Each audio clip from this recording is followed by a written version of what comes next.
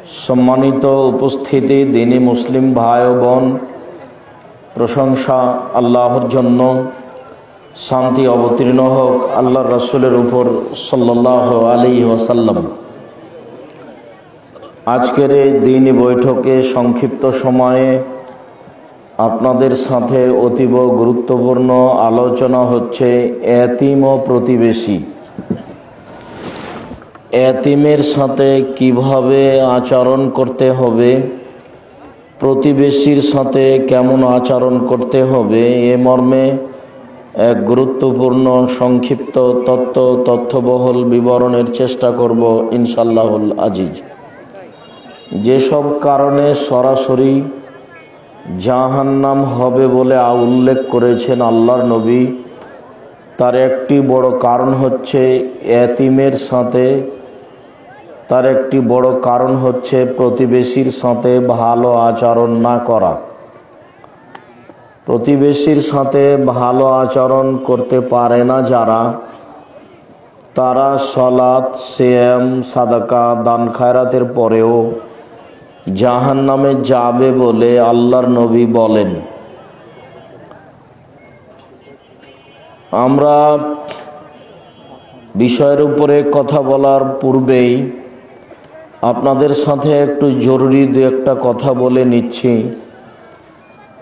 তার প্রথম কথাটি হচ্ছে, দয়া করে আপনারা মহিলা হন আর পুরুষ হন, কথা বক্তব্য চলাকালীন আপোষে কোনো কথা বলবেন না।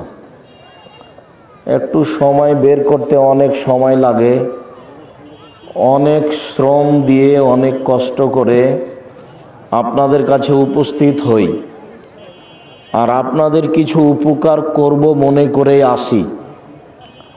এই সময় যদি আপনি আপোষে কথা বলেন বা আজকে যদি দোকানপাটে কিছু কেনাকাটা প্রয়োজন মনে করেন, তাহলে আপনার এই কাজটা আমাদের কাছে অতীব ঘৃণিত জঘন্য কাজ হবে বলে আমরা মনে করি। কেনই বা আপনাকে আজকে হাটবাজার করা লাগে, দোকানপাটে কেনাকাটা করা লাগে, কেনই বা আপনাকে চা নাস্তা করা লাগে অল্প সময়ের জন্য? নিজেকে তো একটু মানুষ মনে করতে হবে। মানুষ মানে বোকামি কাজ না করা। তো আপনারা যারা আছেন মহিলা পুরুষ, দয়া করে মুখ বন্ধ করে নিজের প্রয়োজন এখন কাউকে দেখাবেন না, নিজের সমস্যা এখন কারোর সামনে পেশ করবেন না। প্রয়োজনও থেকে যাক, সমস্যাও থেকে যাক, আমরা কিছু কথা শুনি। আল্লাহ তাআলা বলেন, ওয়াবুদুল্লাহ ওয়ালা তুশরিকু বিহি শাইআ। পৃথিবীর মানুষ, তোমরা এক আল্লাহর ইবাদত করো, তার সাথে বিন্দু মাত্র শরীক করো না। আল্লাহ তাআলা সদাচরণের কথা বলবেন, তার প্রথমে এটা বললেন। এটাই হলো আল্লাহর সাথে সদাচরণ। মানুষ যখন শিরক করে না, তখন মানুষ আল্লাহর সাথে ভালো আচরণ করে, আর যখন মানুষ শিরক করে তখন মানুষ আল্লাহর সাথে খারাপ আচরণ করে। সৃষ্টি উনি না করলে কবে উনি আমার আপনার গলা মটকিয়ে দিতেন? কিন্তু দয়া অনেক, সেই জন্য অপেক্ষায় আছেন। শিরক করলে তিনি খুব কষ্ট পান, তার মানের হানি হয়, সম্মান মর্যাদার ক্ষতি হয়। যার কারণে এইটা ছাড়া বিচারের মাঠে সব পাপ ক্ষমা করে দিব বলে আমাদের সাথে ওয়াদা করেছেন।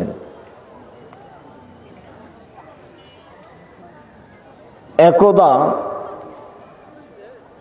আল্লাহর নবীর পিছনে মুআয ইবনে জাবাল বসে আছেন, গাধার উপরে দুইজন আছেন, আল্লাহর নবী আর মুআয ইবনে জাবাল, একজন সাহাবী, বিশিষ্ট সাহাবী। তো গাধাই তো ছোট প্রাণী, তো দুইজন আছেন মানে একেবারে গায়ের সাথে গাও লেগে আছেন। আল্লাহর নবী আগে বসে আছেন, পিছনে মুআয ইবনে জাবাল বসে আছেন। তো আল্লাহর নবী বলছেন, মুআয। তো মুআয ইবনে জাবাল পিছন থেকে বলছেন, লাব্বাইক ওয়া সাদাইক। জি আল্লাহর নবী, আমি প্রস্তুত, বলেন। তো আল্লাহ রাসূল কথা না বলে আবার বলছেন, মুআয। তো মুআয ইবনে জাবাল বলছেন, লাব্বাইক ওয়া সাদাইক। জি আমি প্রস্তুত, বলেন। তা আবার বলছেন মজ, তো মজ বলছেন লাব্বায়েক ওয়া সাদায়েক, জি আল্লাহ রাসূল আমি প্রস্তুত, বলেন। পিছনে আছেন। তার মানে আল্লাহর নবী যে কথাটা বলবেন সেটা যেন মিস না হয়, সেটা যেন মুয়াজ্জিন জাবাল ভুলে না যান, যার জন্য সতর্ক করে নিচ্ছে। একই জায়গাতে আছে।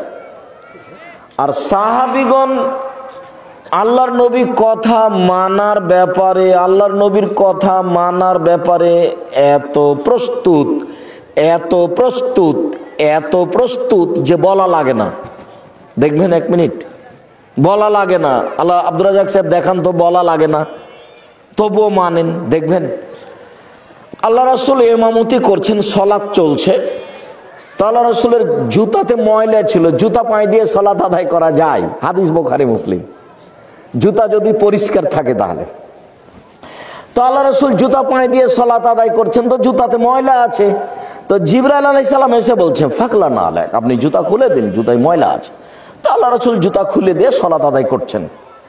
তখন সালাম ফেরার পরে দেখছেন যে সাহাবীগণও জুতা খুলে দিয়েছে। তো আল্লাহ রাসূল বলছেন আরে কি ব্যাপার, তোমরা জুতা খুলেছো কেন? বলে আপনাকে দেখলাম সেই জন্য। আরে জিবরাইল আমাকে বললেন যে আপনার জুতায় ময়লা আছে, খুলে দেন, তা আমি খুলে দিয়েছি। তো তোমরা খুলেছো, আপনাকে খুলতে দেখেছি সেই জন্য। এই দেখেন অনুসরণ। এইখানে একটা কথা বলা আছে করোনা ভাইরাসকে লক্ষ্য করে, যে আল্লাহর নবী 23 বছর জীবনে কোনো একদিন, কোনো এক অক্ত, কোনো একদিন, কোনো এক অক্ত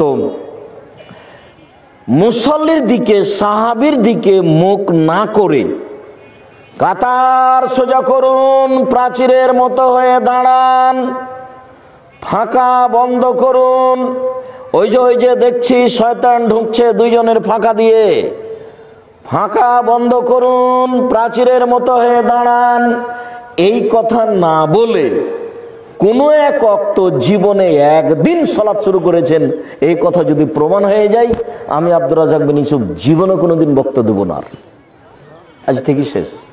আপনি বগুড়া শহরে যান, কোনো মসজিদে বলে না, কোনো মসজিদে ওর দিকে তাকায় না, ও একামত চলছে, ওইদিকে মুখ করে আছে, পাগড়ি বাঁধছে একটা 22 হাতের, শেষই হয়নি। আল্লাহ আকবার।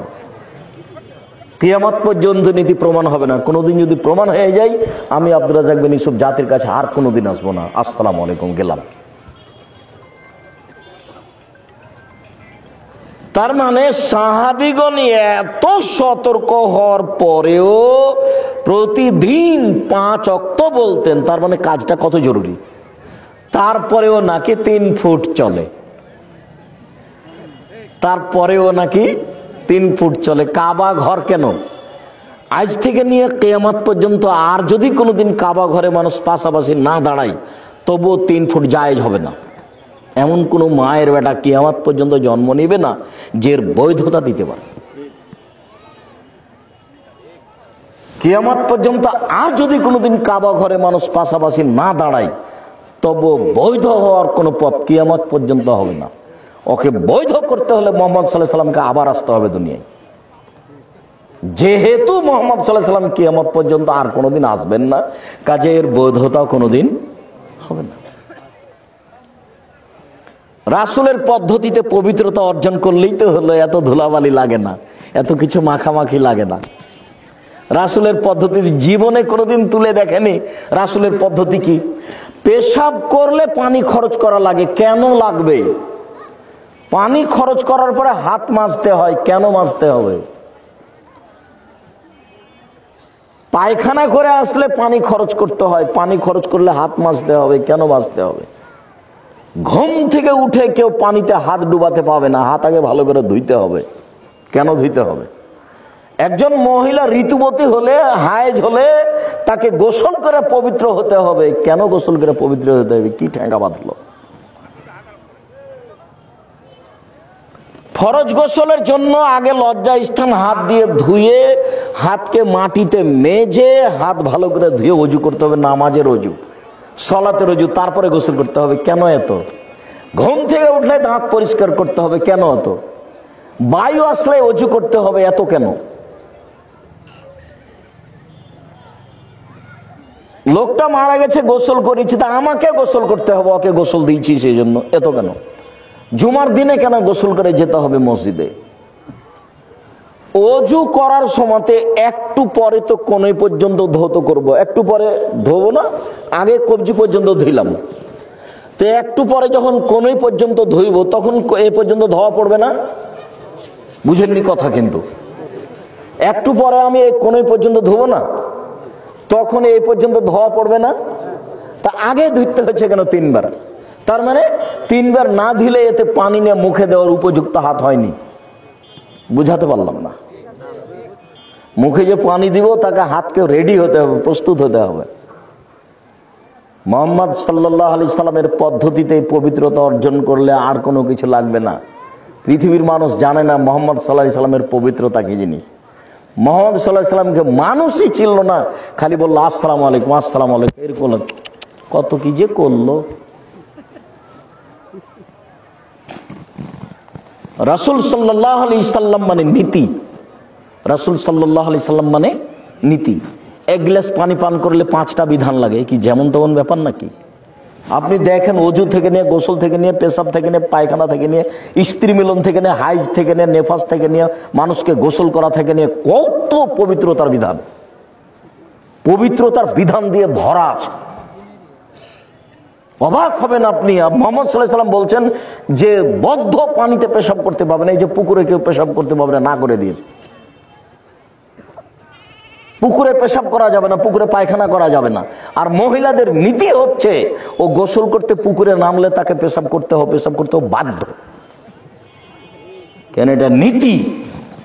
অথচ আল্লাহ রাসূল বলছেন যে বদ্ধ পানিতে পেশাব করা যাবে না। সে ভাষা এভাবে বলছেন, লায়াবুলান্না আহাদুকুম ফিল মাই দাইম, অবশ্যই অবশ্যই তোমাদের কোনো ব্যক্তি যেন বদ্ধ পানিতে পেশাব না করে, পুরুষ আর নারী।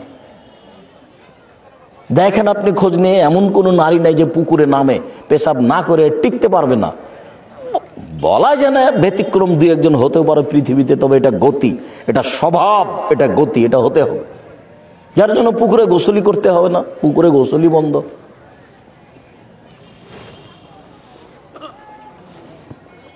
তো ফরজ গোসল তাহলে অপবিত্র অবস্থায় সেখানে নেমে করা যায় কি করে, যেখানে পেশাব চলে না, যেখানে পায়খানা চলে না। রাসূল সাল্লাল্লাহু আলাইহি সাল্লামের পবিত্রতার পদ্ধতি মানুষ বুঝলো না। বলছিলাম সম্মানিত দিনী ভাই বোন, রাসূল সাল্লাল্লাহু আলাইহি সাল্লামের নীতি সাহাবীগণ মেনে চলার জন্য কত প্রস্তুত ছিল বলা লাগে না। জুতা খুলে ফেলেছে। তা আপনারা যে যেখানে আছেন, আপনাদের কথা বলা বন্ধ করে, কাজ বন্ধ করে, প্রয়োজনীয় কাজ ত্যাগ করে কিছুক্ষণ অপেক্ষা করুন। আপনার কিছু না কিছু উপকার করবই করবো ইনশাল্লাহ। শুধু আপনার জন্য এসেছি, দয়া করে কোনো কাজ দেখাবেন না, মহিলা হন আর পুরুষ হন। আর মহিলা মানুষ এসেছেন, 10 মিনিট বসে ঢং ঢং করে হেঁটে চলে যাবেন কেন? আমি তো আপনার জন্য এসেছি। যতই কষ্ট হোক, ছেলে কাঁদুক, হইচই হোক, আপনি মুখখান বন্ধ করে আমার দিকে চেয়ে থাকবেন এক খেয়ালে,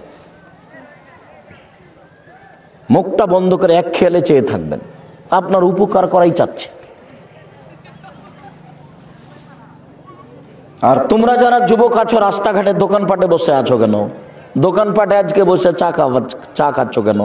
হুঁশ বুদ্ধি হবে কখন? নির্বাচন করে করে কি বোকা হয়ে গেলে? মানুষের পিছনে দৌড়িয়ে, মানুষের পিছনে ছুটে ছুটে কি বুদ্ধি কমে গেল? যদি আল্লাহ নবী বলেছেন যে কাইফাবে কমাবে জামানিন, তোমাদের কি হবে, যুগের কি হবে, তোমাদের কি হবে, যুগের কি হবে, তোমাদের কি হবে, যুগের কি হবে। এই যা উবকি তুমবে হোসালাতি মিনান নাস, যেদিন তোমরা থাকবে আগাছার মাঝে, মানে সমাজে কোনো বুদ্ধিমান মানুষ থাকবে না, সবাই হবে আগাছা। আমরা চাঁপাইনবাবগঞ্জের মানুষ আগাছা মানে ঘাসকে বলি, গাছ মানে ধান, আর ধানের সাথে যেটা নিড়িয়ে ফেলে তার নাম হলো আগাছা। তো আমরা নাকি আগাছা হয়ে যাব, এ কথা মুহাম্মদ সাল্লাল্লাহু আলাইহি সাল্লাম বলেন, হাদিস বুখারী মুসলিম। বলে তোমার কি হবে, যুগের কি হবে, যখন তুমি থাকবে আগাছার মাঝে। আমি বক্তব্য দিচ্ছি আর ওই দোকানপাটে বসে আছে, এরই নাম আগাছা। ও তো জানে যে আব্দুর রাজ্জাক সাহেব এখন কথা বলছেন। কি দেখাতে চাই, কি বুঝাতে চাই? ও নাকি ক্লাস 10-এ পড়ে। ক্লাস 10-এ পড়ে মানে ওইদিকে 6 বছর, এদিকে 10 বছর, 16 বছর বয়স। দেশ চালাতে পারবে এরকম বয়স হয়ে গেছে, হোঁচলার মতন বসে আছে ওখানে। হুঁশ বুদ্ধি বিবেচনা সব হারিয়ে দিয়েছেন, আগাছা। আপনি সমাজে দেখেন একেবারে বোকামি কথা বলছে, তার মানে বুদ্ধি দিয়ে কোনো কাজ করবে না, এই কথা আল্লাহ নবী বলছে। সমাজের লোক প্রায় হয়ে যাবে আগাছা। তখন সাহাবীগণ বলছেন যে তা আপনি বলেন কি করব? সমাজ যদি এরকম হয় তো কি করতে হবে বলেন। তখন বলছেন আলজাল নিসানাক, মুখখান বন্ধ রাখিও, মুখ খুলবে না, খুললে অপমান হয়ে যাওয়া, সমাজ তোমার কথা মানবে না। বুঝলেন না কথা? মনে হয় তুই ওয়ালজেম বাইতাক, বাড়িতে থাকিও, বের হলে ইমান হারিয়ে যাবে। তুমি যেটা বলেছো ঠিক, মানুষে বলবে সেটা বেঠিক, বের হলে ইমান হারিয়ে যাবে। নারী আছে রাস্তায় নগ্ন হয়ে, কাপড়ই নাই পরনে, তুমি সমাজে যেটা বলেছো সেটা হবে বেঠিক যদি তোমারটাই ঠিক। কাজে তুমি মাঠে যায় না, সমাজের কাছে যায় না। তখন সাহাবীগণ বলছেন আচ্ছা ঠিক আছে, মুখও বন্ধ রাখলাম, বাড়ি তো থেকে গেলাম, বাইরে গেলাম না, তো ওই আগাছা যদি আমাকে বাড়িতে এসে মারে তাহলে কি করব? বুঝতে পারলেন না কথা? মনে হয় মানে সাহাবী দেখেন কোথায় চলে যাচ্ছেন, নিচে নামতে নামতে এই পর্যন্ত চলে আসলেন। তখন বলছেন যে তাহলে আদমের দুই ছেলের ভালোটার মতো হয়েও। আদমের দুই ছেলের ভালো মানে কাবিল বলছে হাবিল তোকে মারবো, তখন হাবিল বলছে তুমি মারো মারো, আমি তোমাকে মারবো না। বলেন তো কোনটার মতো হতে বললেন? বুঝা যায় না মনে হয়।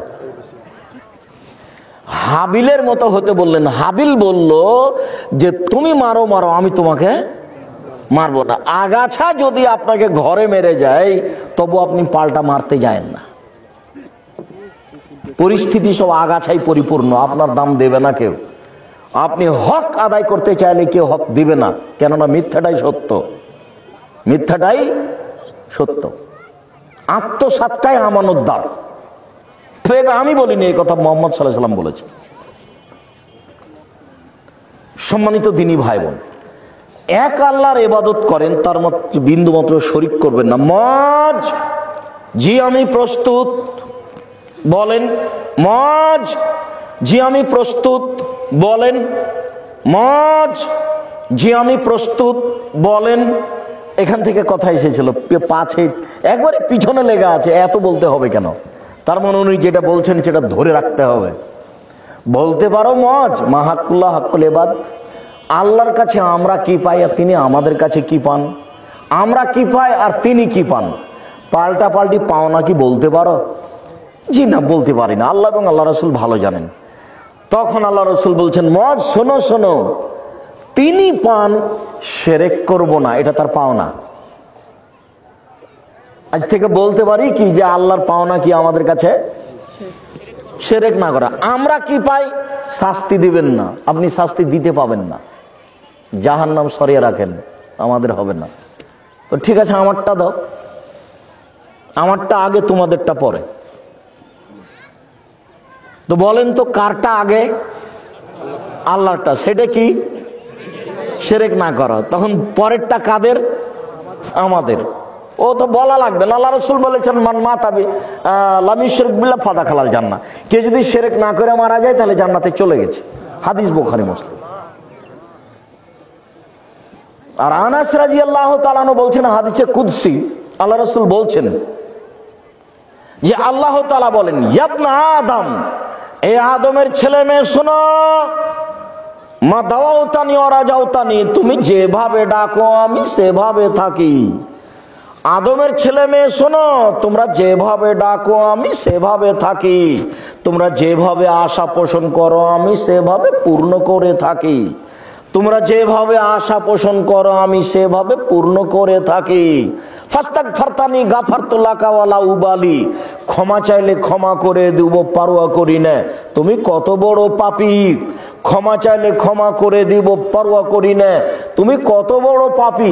আমি পারোয়া করি না তুমি কত বড় পাপী, তুমি একটু বলো না। জাবনা আদাউল্লাহ বালাকা জুনুবুকা আনা সামায়ে, আদমের ছেলে মেয়ে শোনো, তোমার পাপ যদি বেশি হতে হতে আকাশে লেগে যায়, পাপ আর পাপ, আকাশ জমিন পরিপূর্ণ হয়ে আছে, ফাস্তাগফারতানি, এরপরে যদি আমাকে বলো ক্ষমা করে দাও, গাফারতু লাকা ওয়ালা উবালি, আমি তোমাকে ক্ষমা করে দেব, আমি পরোয়া করি না তুমি কত বড় পাপী, আমি পরোয়া করি না তুমি কত বড় পাপী, তুমি একটু বলো না। বিচারের মাঠে আল্লাহ আমাদের সামনে আবার আসবেন। এই দুই বাক্য হলো পৃথিবীতে। বিচারের মাঠে আল্লাহ আবার আমাদের সামনে আসবেন, এসে বলবেন ইয়া আদম লা আতাইতে নেবে কোরাবিলার যে খাতায়া। আজকে তোমরা উপস্থিত হয়েছে বিচারের মাঠে পাপ নিয়ে। পাপ আর পাপ, আকাশ জমিন পরিপূর্ণ হয়ে আছে পাপে। শোনো, আমি এসেছি তোমার পাপ সময় পূরণ ক্ষমা নিয়ে। তোমার যেই পরিমাণ পাপ আমার সেই পরিমাণ ক্ষমা, তোমার যেই পরিমাণ পাপ আমার সেই পরিমাণ ক্ষমা। তোমার পাপ যত আমার ক্ষমা তত, যদি শিরক না থাকে।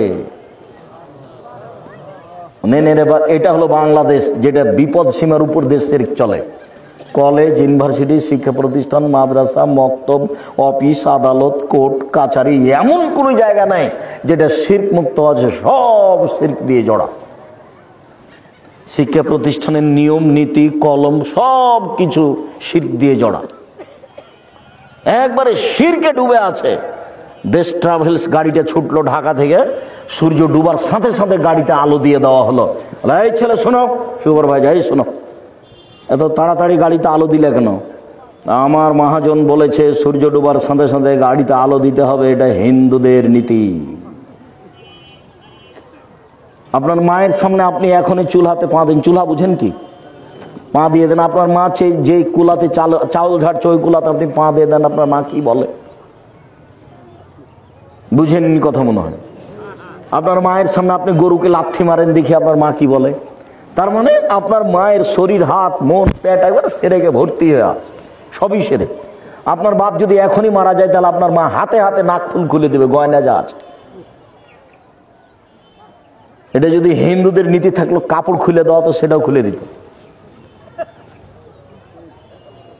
কেননা হিন্দুদের নীতি স্বামী মারা গেছে নাক ফুল খুলতে হবে কেন? এই কোন ধরনের নীতি? 4 মাস 10 দিন নতুন পোশাক পরা যাবে না, সাজগোজ করা যাবে না বিবাহ বসার জন্য, এইটা আল্লাহর রাসূল নিষেধ করেছেন। কিন্তু স্বামী মরার সাথে সাথে নাক ফুল খুলতে হবে, আবার কোন কথা? মানুষ মারা গেলে 4 দিনের দিন, 40 দিনের দিন গরু জবাই করেছে। 4 দিনের দিন করলো শিরক, 40 দিনের দিন করলো শিরক। আর যারা খাচ্ছে সবাই তো ধনী মানুষ, আর এটা তো হচ্ছে মানুষের ময়লা, এটা তো খেতে পারে না সবাই।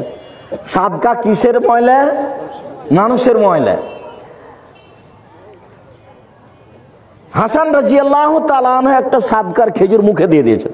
আল্লাহর নবী লাফতে উঠেছে, মুখের ভিতরে আঙ্গুল ঢুকিয়ে ঠিক বের করো, বের করো, আমার স্বার্থ তুমি জানো না?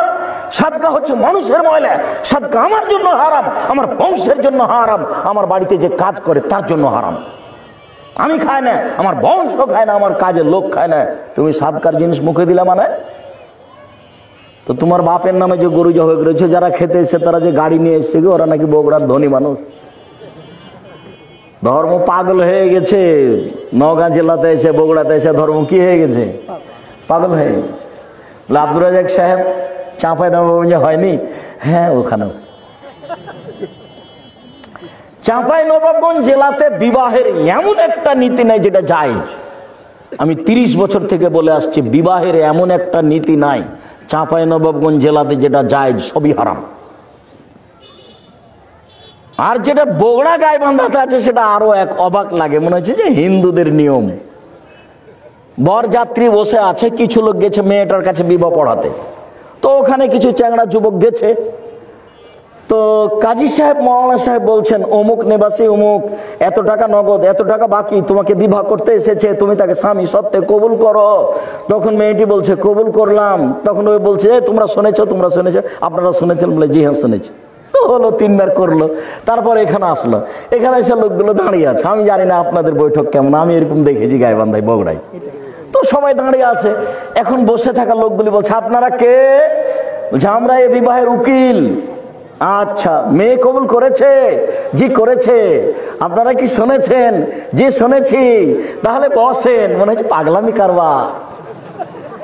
হিন্দুর বিবাহতে কলার গাছের চতুর্দিকে ঘুরে, তাই চতুর্দিকে ঘুরছে, ধর্ম পাগল হয়ে গেছে।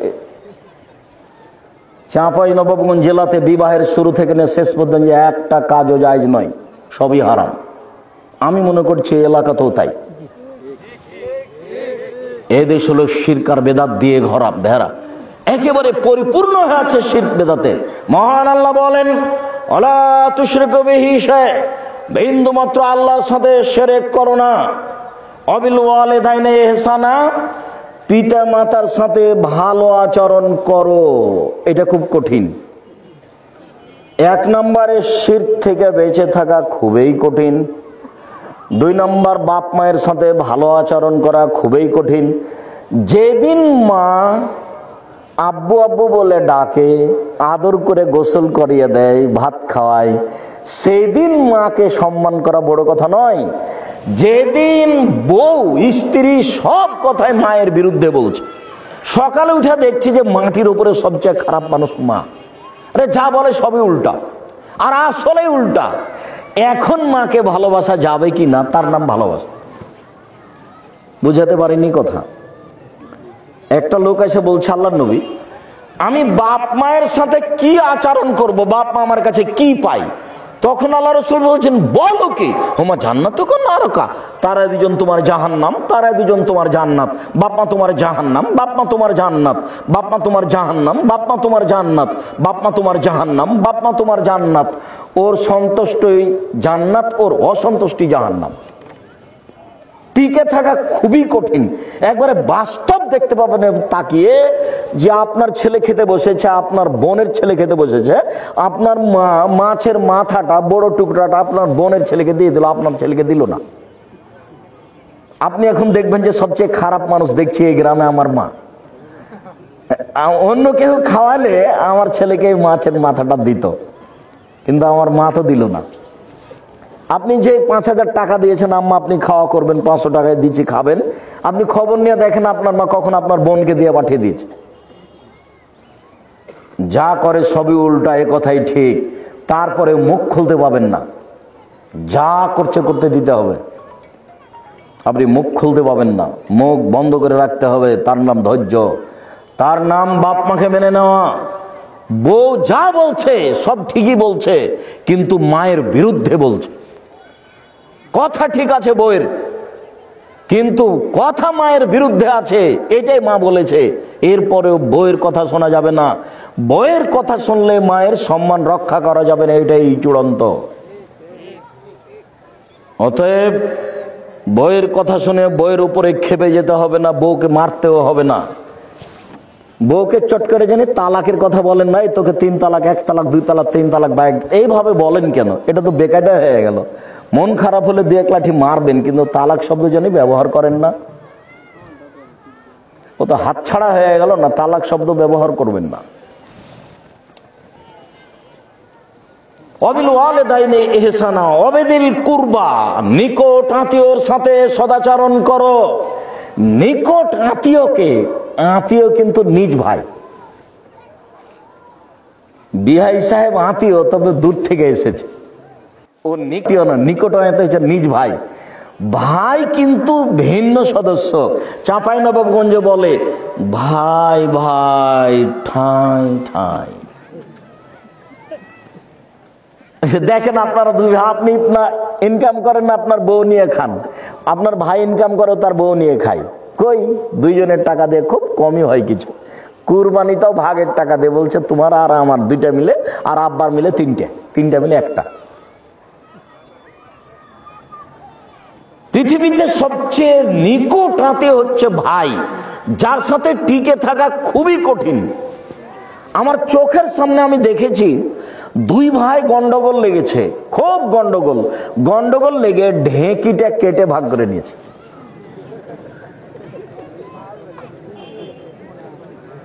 এর নাম ভাই, এর সাথে টিকে থাকা খুব কঠিন। আপনার বড় ভাইয়ের সাথে গন্ডগোল হয়েছে, আপনাকে হাত ধরে ক্ষমা নিতে হবে, এ কথাই ঠিক। ভুল আপনার বড় ভাইয়ের, আপনাকে হাত ধরে ক্ষমা নিতে হবে, এ কথাই ঠিক, এটাই নীতি। আপনি মনে কিছু নিয়েন না, 24 ঘন্টার মধ্যে আপনি আপনার ভাইয়ের হাত ধরে ক্ষমা নিবেন, এটাই জরুরি। নাহলে অযথা ইবাদত করছেন, কিছু হয় না। রাগারাগি করে এভাবে চলে কোনো লাভ নেই। যার জন্য আমি দিনী বোনদেরকে বলি যে স্বামীর সাথে গন্ডগোল হয়েছে, না হয় তো স্বামীর সাথে কথা বলেন না। 1 গ্লাস পানি নিয়ে যে সামনে এভাবে ঠ্যাক্কস করে রেখে চলে যাচ্ছেন, এভাবে তো ইবাদত কবুল হবে না। আমি আপনাকে এই স্বামীর সাথে থাকতে বাধ্য করিনি, তবে আমি অনুরোধ করছি থাকেন, কেননা পৃথিবীর অবস্থা করে ওটা ভালো নয়। এই স্বামীকে ছেড়ে দিয়ে আর একজন ধরলে সেটা যে ভালো হবে এটার নিশ্চয়তা কি আছে? বুঝলাম আপনাকে গালি দেয়, আপনার স্বামী মুখ খারাপ, গালি দেয়, এ কথাই ঠিক। আপনার স্বামীর আচরণ খারাপ, মারে, এ কথাই ঠিক। এরপরেও আমি অনুরোধ করছি, আমি আপনার দিনী ভাই, আপনার দিনী ভাই হিসাবে আমি বলছি আপনার স্বামীকে মেনে চলেন, জান্নাত হবেই। মহিলাদের জন্য জান্নাত সহজ, যদিচ আল্লাহর নবী জাহান্নাম দেখছেন আর বলছেন যে আমি বেশিরভাগ মানুষ জাহান্নামে দেখছি নারী। জাহান্নাম বলতে নারী আর নারী, জাহান্নাম বলতে নারী আর নারী। এর পরে আল্লাহ নবী বলছেন নারীদের জান্নাতে যাওয়া সহজ। 4টা কাজ করলে নারীরা জান্নাতে চলে যাবে। পৃথিবীতে এমন কোন 4টা কাজ নেই যে কাজ পুরুষ করলে জান্নাতে চলে যাবে, এরকম কোন কাজ 4টা পৃথিবীতে নেই। মহিলারা যদি 4টা কাজ করে তাহলে জান্নাতে চলে যাবে। 1, 5 ওয়াক্ত সালাত। এই মেয়ে, কথা বলছো কেন? তোমাকে কখন থেকে চুপ থাকতে বলছি? আপনি একজন মহিলা মানুষ, কথা বলেন কেন? মুখ বন্ধ করেন, মুখ বন্ধ করেন। আপনি কথা বলছেন কেন? কেউ যদি আপনার গায়ে আঘাত করে তবে আপনি কথা বলবেন না, একবারে মুখ বন্ধ করে থাকেন। মহিলারা 4টা কাজ করলে জান্নাতে চলে যাবে। 1, 5 ওয়াক্ত সালাত, নামাজ। 2, রমজান মাসে রোজা। 3, স্বামীকে মেনে চলা, এই দেখেন। 4, জেনায় লিপ্ত না হওয়া। তো কোন নারীর যদি জেনা ঘটে যায় তাহলে রাসূল সাল্লাল্লাহু আলাইহি সাল্লাম বলছেন, আল্লাহ তাআলা বলেন ওয়ানাহা নাফসা আনিল হাওয়া ফাইনাল জান্নাতা হিয়াল মাওয়া। কোন মহিলা যদি অশ্লীল কাজ থেকে নিজেকে ঠেকিয়ে দিতে পারে, আজ থেকে আর অশ্লীল কাজে লিপ্ত হব না, এই বলে যদি কোনো পুরুষ নারী নিজেকে ঠেকিয়ে দিতে পারে, আর করবে না, তাহলে আল্লাহ বলছেন আমি তাকে জান্নাতুল মাওয়া দিলাম। তা আপনার হয়েছে, ভুল হয়েছে, আপনি বন্ধ করেন। 4টা কাজ করলে আপনার জন্য জান্নাত সহজ। 1, 5 ওয়াক্ত সালাত। 2, রমজান মাসে রোজা, সিয়াম।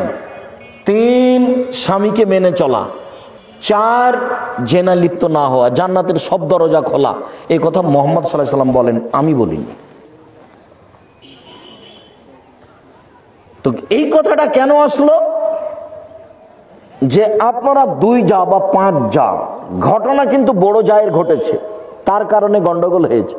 আপনি ছোট, আপনি আপনার জায়ের হাত ধরে ক্ষমা চাইবেন যে আপা ভুল হয়েছে, আমাকে মাফ করেন। এটা সহজ হবে?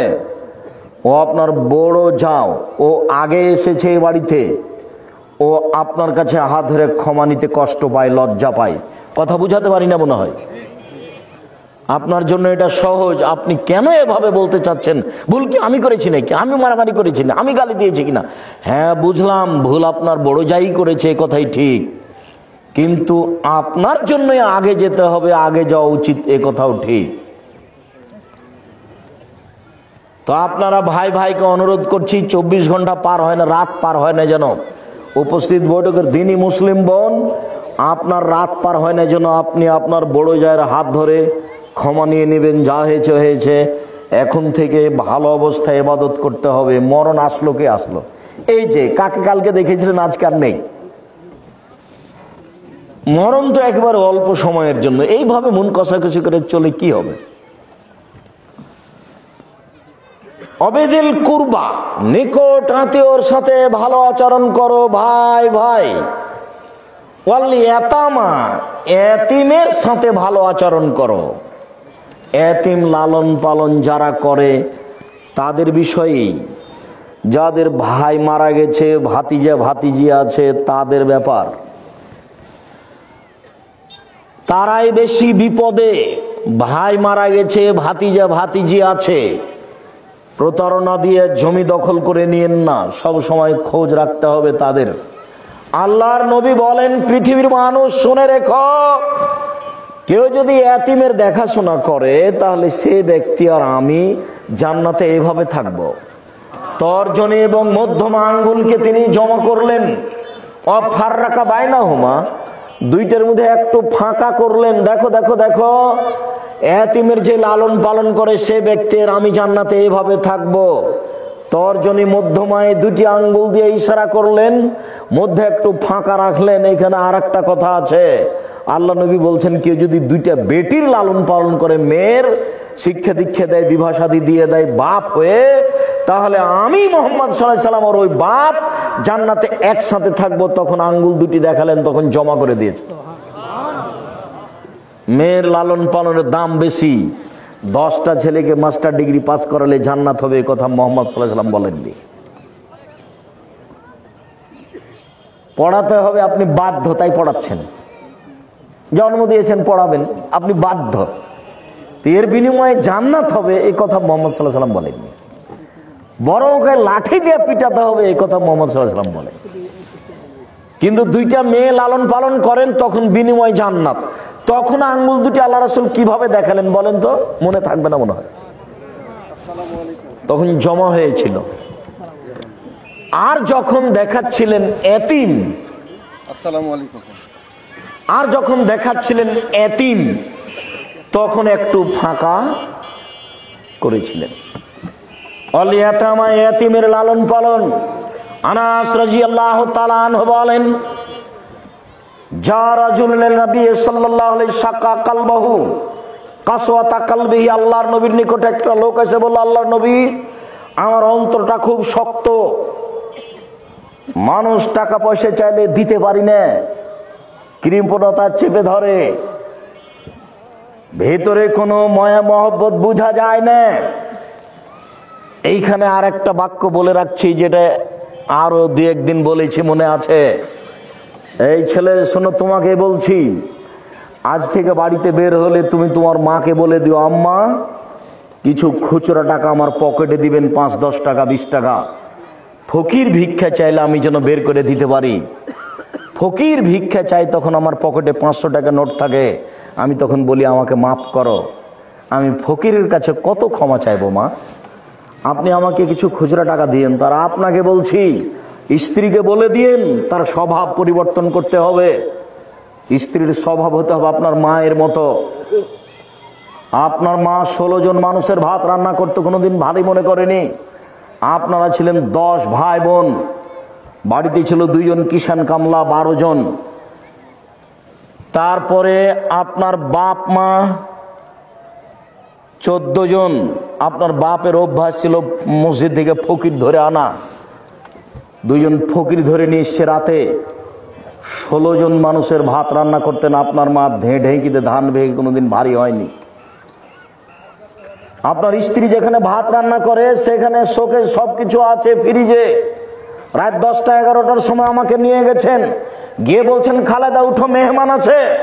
তখন আপনার স্ত্রী নাক ছিটকে নিতে বলছে, হ্যাঁ বাজার থেকে মেহমানকে খাওয়িয়ে নিয়ে আসবনি, এখন বিরক্ত করো। এই কণ্ঠ যদি আপনার মা শুনতে পায়, 80 বছর বয়স, ঘরে শুয়ে আছে ওইদিকে, তাড়াহুড়া করে আপনার মা উঠে আসবেন, এসে বলবেন থাক বেটা, বউ মাকে উঠেছে না বেটা, আমি ঠিক করে দিছি। এই কথা আপনার মা বলতে পারে, আপনার বউ নাক ছিটকানি দেয়।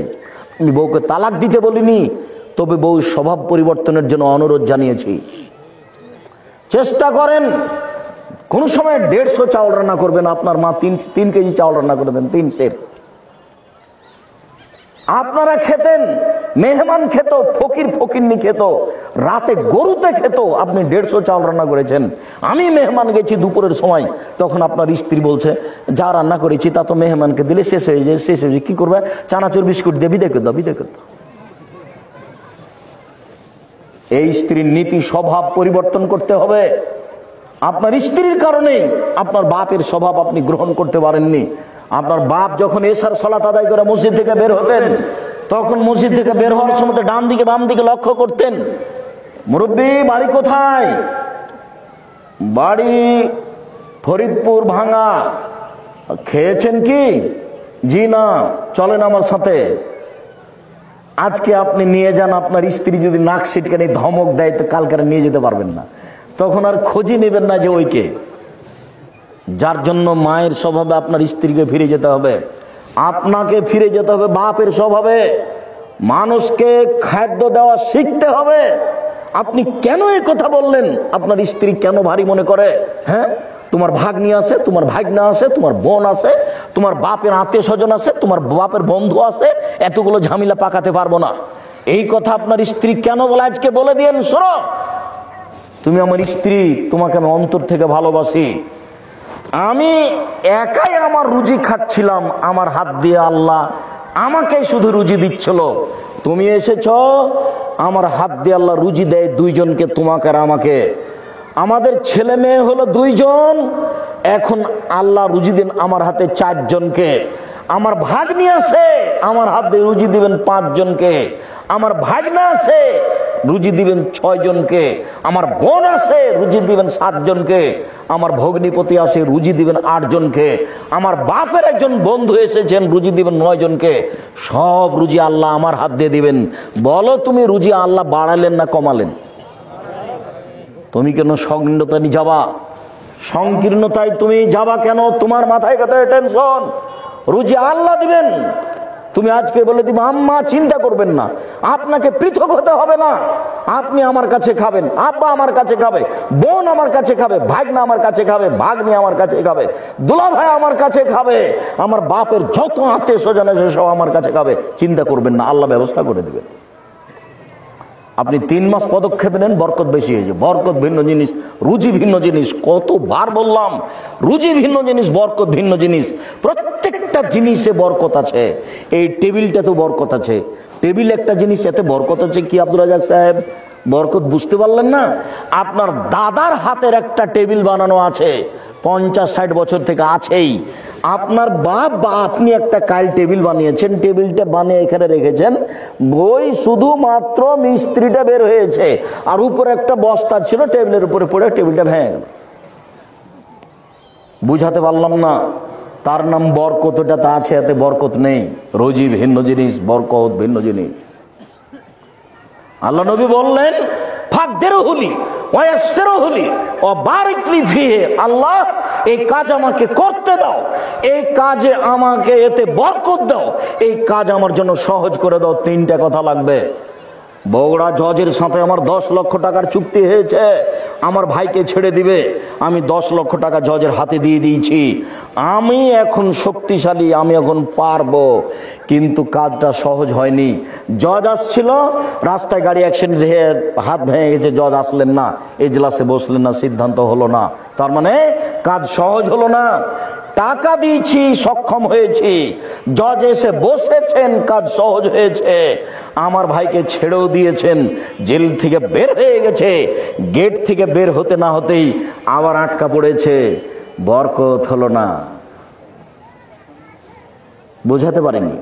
আল্লাহ নবী এভাবে বলছেন, আল্লাহ কাজ করতে সক্ষম করো, কাজ সহজ করে দাও, কাজে বরকত দাও। কাজে এই কথা আপনাকে মনে রাখতে হবে। অন্তর খুব শক্ত আল্লাহর নবী। তখন আল্লাহ রাসূল বলছেন, শোনো শোনো শোনো, আতিমিত তমাল মিসকিন, দুস্থ গরিব ফকির মিসকিনকে খেতে দাও। অমসারা আসাল এতিম, এতিমের মাথায় হাত বোলাও, এরিক্য কালবুক, তাহলে অন্তরটা নরম হয়ে যাবে। ফকিরকে ভিক্ষা দেওয়া সহজ হবে। কমি খারেজি মাদ্রাসা একটু দান চাইলে সহজে 5 কেজি দান বের করে দেওয়া যাবে। আবার তখন কাজের লোককে বলা যাবে না, এই শোনো, ওই চিটা পাতাম ধানগুলো আছে, আসলে 10 কেজি দিয়ে দিস তো। এটা আপনার আর তখন অন্তর থেকে আসবে না। কেন? উপর থেকে ওটা বন্ধ হয়ে গেছে। বুঝাতে পারলাম না মনে হয়? অন্তর নরম হবে 2 কাজ করলে। কি? 1, আমি বলিনি, মুহাম্মদ সাল্লাল্লাহু আলাইহি ওয়াসাল্লাম বলেছে, 1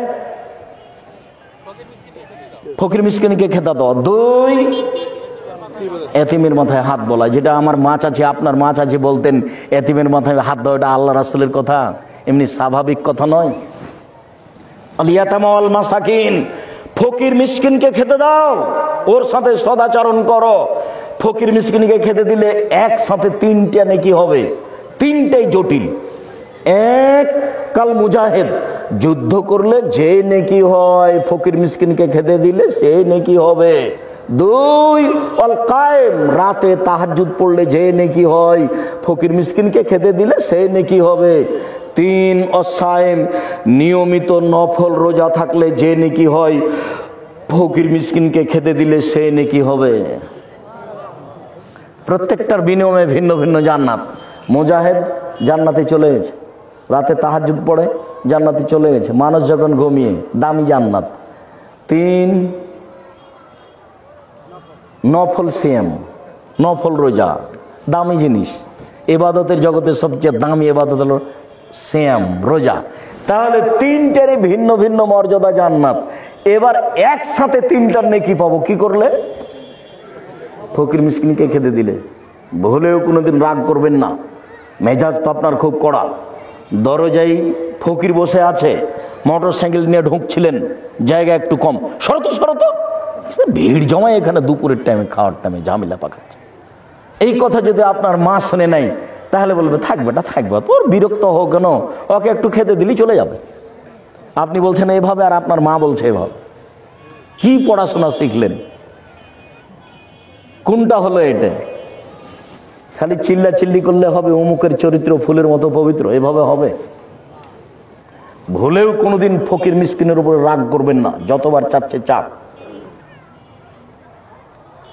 আর মুরব্বী আপনাকে বলছে, স্ত্রীকে বলে দিয়েন খুচরা টাকা নিয়ে বের হতে হবে বাড়ি থেকে, 50টা 100টা 200টা, যত ফকির মিসকিন আসবে 10টা করে দিবেন, 5টা টাকা করে দিবেন, প্রস্তুতি নিয়ে বাড়ি থেকে বের হবেন। কেন আপনি বলেন মাফ করো? কেন বলবেন মাফ করো? কি অসুবিধা এত মাফ করো বলবেন কেন? সে যেই হোক, যে ভিক্ষা চাচ্ছে, অভিজ্ঞশালী হোক, ঘোড়ায় চড়ে আসুক না কেন, চাইলে দিবেন। যখন নিজে থেকে কাউকে দিতে যাবেন, খেতে দিবেন, তখন দেখতে হবে পরহেজগার কিনা। বুঝাতে পারলাম না কথা? যে খেতে চেয়েছে ও পরহেজগার কিনা এটা দেখার সুযোগ নাই, কিন্তু আপনি নিজে থেকে যাকে খেতে দিবেন দাওয়াত দিয়ে, তাকে কেমন হতে হবে? পরহেজগার। আল্লাহ রাসূল বলছেন, লা তুতমু তামাক ইল্লা তাকিয়া, পরহেজগার ছাড়া তোমার খাদ্য যেন না খায় কেউ, ফাসিক যেন তোমার খাদ্য না খায়।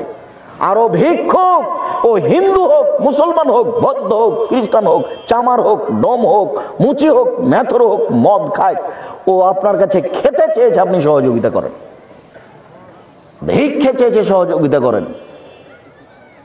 নিজে থেকে যখন আপনি খাওয়ার দিবেন, তখন আপনি পরহেজগার খুঁজবেন, নইলে রাসূলকে অমান্য করা হবে। সম্মানিত দিনী ভাই বোন, অল ইয়াতামা ওয়াল মাসাকিন ওয়াল জারি জিল কুরবা, নিকট প্রতিবেশীর সাথে সদাচরণ করো।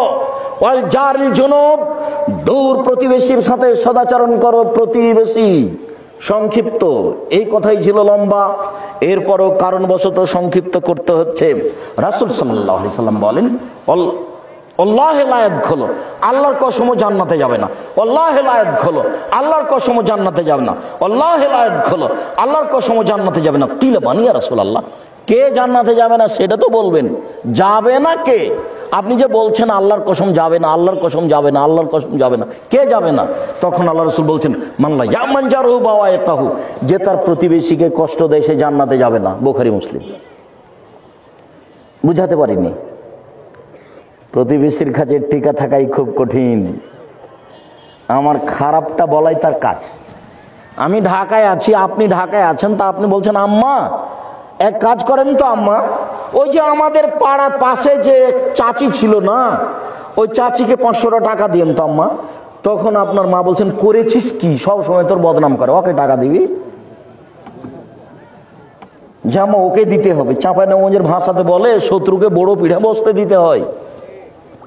এই ভাষা বুঝেন কি না যাকে, ভাষা বোঝানোর দরকার নাই। প্রতিবেশীকে খারাপ লাগছে কথাই ঠিক, এরপরেও তাকে সহযোগিতা করতে হবে, খেতে দিতে হবে, এ কথাই ঠিক, তার নাম প্রতিবেশী।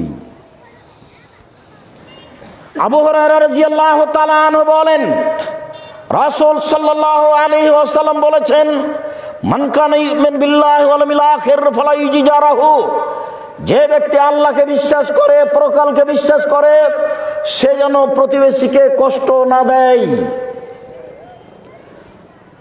আয়েশা রাদিয়াল্লাহু তাআলা আনহা বলেন, রাসূল সাল্লাল্লাহু আলাইহি সাল্লাম বলেছেন, লা তাজালু জিবরাইল ইউসিনি বিল জারে, জিবরাইল যখনই আসেন তখনই বলেন প্রতিবেশীর সাথে ভালো আচরণ করবেন। জিবরাইল যখনই আসেন তখনই আমাকে বলেন প্রতিবেশীর সাথে ভালো আচরণ করবেন। জিবরাইল যখনই আসেন তখনই বলেন প্রতিবেশীর সাথে ভালো আচরণ করবেন। জানান তো, আমি মনে করলাম, বলার কারণে মনে করলাম, এত বলতে লাগলেন, বলার কারণে মনে হচ্ছে সয়রসহু, কখন এসে বলবেন যে জমি দিয়ে দিতে হবে, ভাগ দিতে হবে। বাক্য বুঝা গেল না। মানে জিবরাইল এত বলাতে মনে হচ্ছে যে কখন এসে জিবরাইল আমাকে বলবেন যে প্রতিবেশীকে কি দিতে হবে, জমির ভাগ দিয়ে দিতে হবে। জমির ভাগ তো আমার ভাই পাবে, জমির ভাগ তো আমার বোন পাবে। জানি না বাপ মরার পরে আপনাদের এলাকাতে জমি ভাগ হওয়া দেরি হয় নাকি। বুঝেও বুঝে না ওরা অন্তর আছে, বুঝে না। দেখেও দেখে না ওরা চক্ষু আছে, দেখে না। শোনেও শোনে না ওরা কান আছে, শোনে না। উলায়েকা কালানাম, তারা পশু প্রাণীর মতো, তারা গরু ছাগলের মতো, তারা কুকুর শ্রীগালের মতো। বাল হাজাল, বরং তার চেয়ে খারাপ। কুকুর শ্রীগালের চেয়ে খারাপ মানুষ। কুকুর শ্রীগালের চেয়ে খারাপ কে? তোমার বাপ। আব্দুর রাজ্জাক সাহেব, আপনাকে খুব সম্মান করে, এভাবে কষ্ট দিয়ে না, দুঃখিত। আমি তোমাকে কষ্ট দিতে চাইনি। তোমার দাদা মরা 10 বছর হলো, তোমার বাপ জমি পাবে সকালে আর তোমার ফুফু জমি পাবে বিকেলে, এরকম না একসাথেই পাবে। তো 10 বছর হলো তোমার বাপ এখনো দেয়নি। তোমার বাপকে যদি কুকুর শ্রীগালের চেয়ে আমি খারাপ প্রমাণ করতে না পারি, আমি জাতির সামনে বক্তব্য দিব না। 30 বছর থেকে বলছি, আজকেও বললাম। কোন শরমে তোমার বাপ জমি রেখেছে?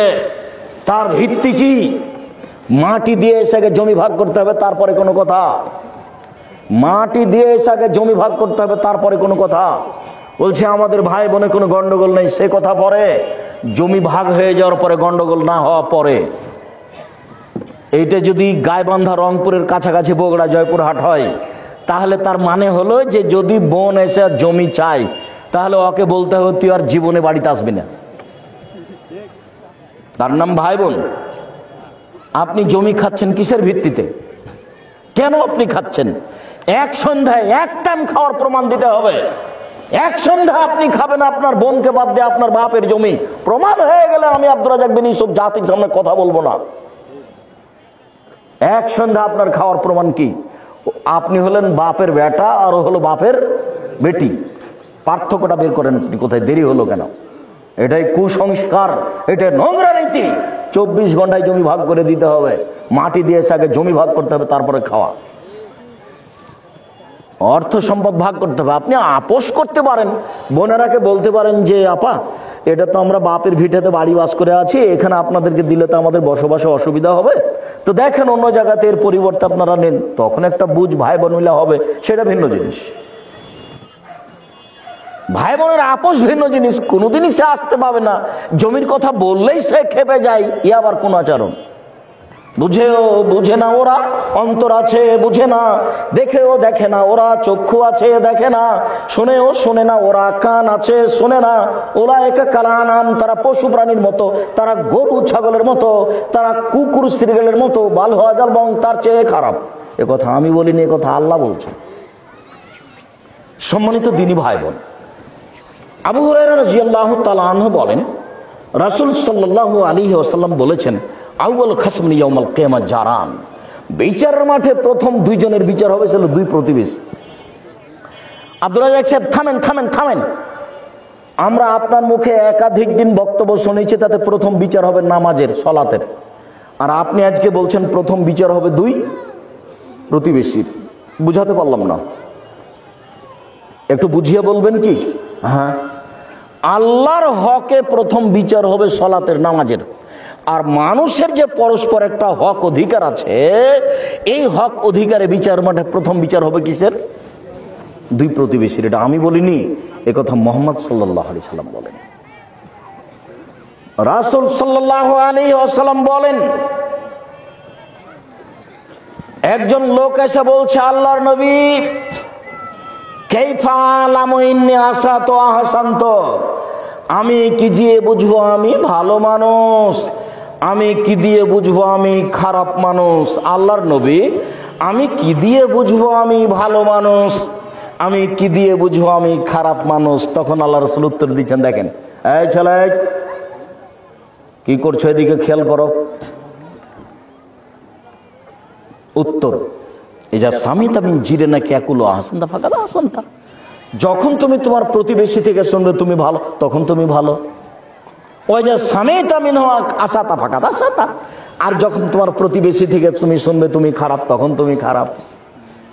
এবার যদিও স্বাভাবিক গতি, পৃথিবীর যা গতি, তাতে ভালো মানুষকে প্রতিবেশী খারাপ বলে উল্লেখ করে, তবে তা অস্থায়ী।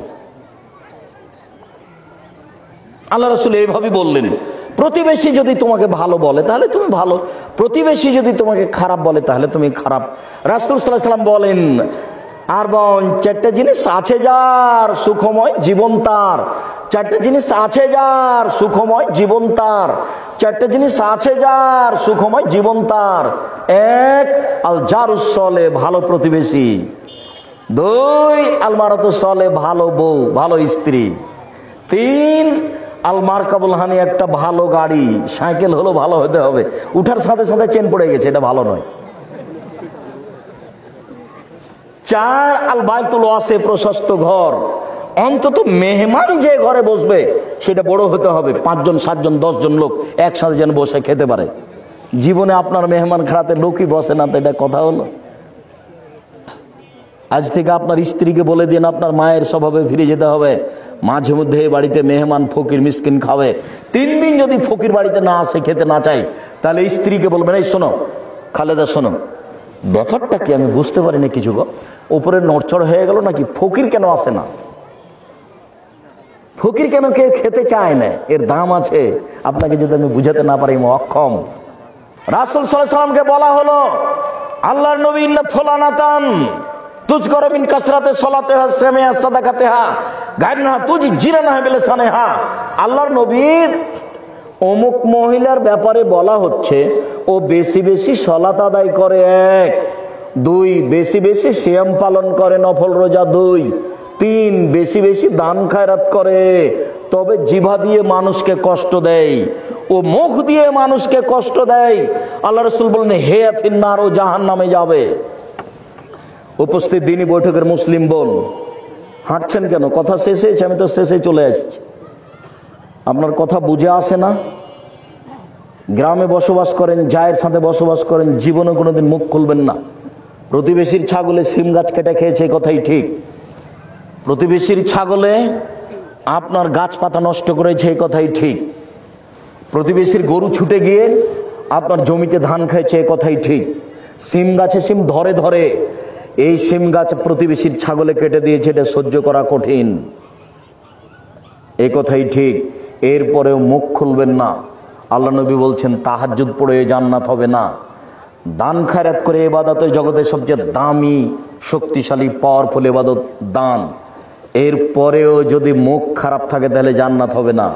আল্লাহ নবী, অমুক মহিলা বেশি বেশি সালাত আদায় করে না, কম কম করে, বেশি বেশি সিয়াম পালন করে না, কম কম করে, বেশি বেশি দান খায়রাত করে না, কম কম করে, তবে মুখে কাউকে কষ্ট দেয় না, হিয়া ফিল জান্নাত, ও যাবে জান্নাতে। আল্লাহ রাসূলের মুখের ভাষা আমি অনুবাদ করে শোনালাম।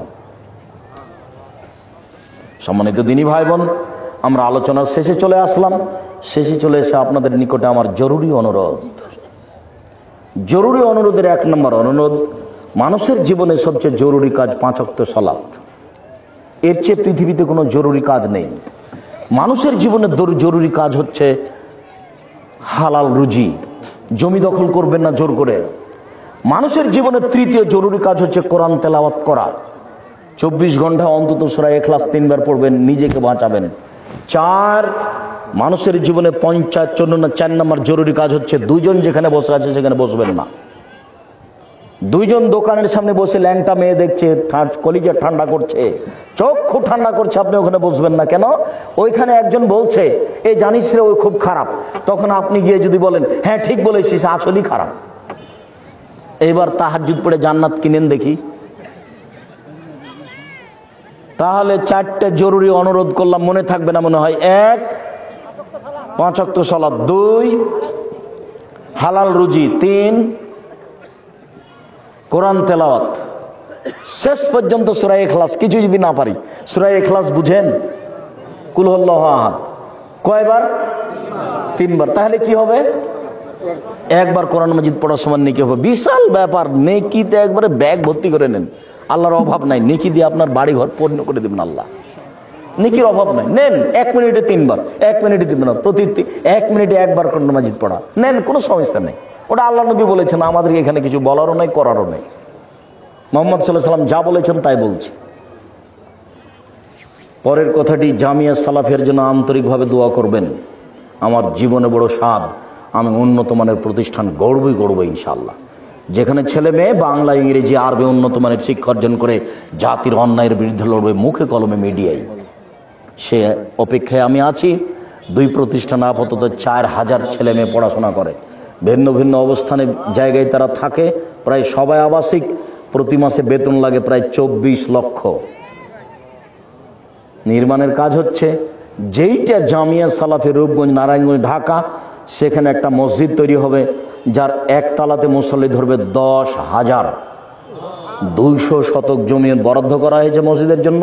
আর যেটা আপনার বাড়ির পাশে রাজশাহীতে, সেটা হলো 90 শতকের উপরে, যেখানে 3000 মানুষ একসাথে সালাত আদায় করতে পারে, যে কোনো দেখে আসতে পারেন। দোয়ার জন্য অনুরোধ জানাচ্ছি। উপরে কবুল হয়ে গেলে সব সহজ, আর যদি উপরে কবুল না হয়, সারা দুনিয়া মিলে যদি চেষ্টা করি লাভ হবে না। অতএব দোয়ার জন্য অনুরোধ থাকছে। আর জামিয়া সালাফের মুখপাত্র পত্রিকা মাসিক আল ইতেসাম পত্রিকা 20-25 টাকা আপনার কাছে যেন বড় মনে না হয়, আপনি নেবেন, এটা আমার বিনীত অনুরোধ। ব্যয়বহুল খরচ আছে, অনেক শ্রম মাসিক আল ইতেসাম পত্রিকার পিছনে। সাথে সাথে আরও যেসব বই আছে, কে বড় ক্ষতিগ্রস্ত, কে বড় লাভবান, আদর্শ নারী, আদর্শ পরিবার। আর আমি যে বইটা বের করেছি পোশাক এবং নামাজের উপরে, সলাতের উপরে, আমিও ভাবছি যে ব্যতিক্রম সুন্দর বইটি পোশাক। আর দুয়ার বই তো আছেই, কেন নির্যাতন কি তার প্রতিকার, আর সমধিকরণে মর্যাদা চাইন। আর আব্দুল্লাহর বই তো আপনারা কিনবেন, মিন্নাতুল বারি।